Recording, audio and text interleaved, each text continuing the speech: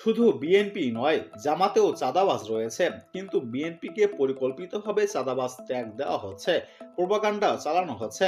BNP চাঁদাবাজদের বিরুদ্ধে শক্ত অবস্থান নেওয়ার পরেও দলটিকে টার্গেট করে অপপ্রচার চালানো হচ্ছে বলে মন্তব্য করেছেন বিএনপি সহ আন্তর্জাতিক বিষয়ক সম্পাদক ব্যারিস্টার রুমিন ফারহানা।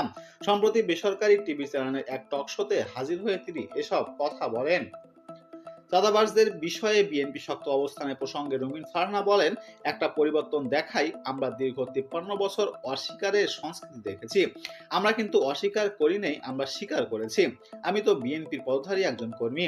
আমি কি চাঁদাবাজ দিয়ে অন এয়ারে কথা বলিনি? 4500 বহিষ্কৃত আমরা করিনি। আমাদের চাঁদাবাজি অভিযোগ বহিষ্কৃত নেতারা কেউ কেউ কি জামাত ইসলামী গিয়ে ফুলের মালা দিয়ে বরণ করে নেওয়া হয়নি? সেই খবর তো গণমাধ্যমে এসেছে। 650-এর উপর কিন্তু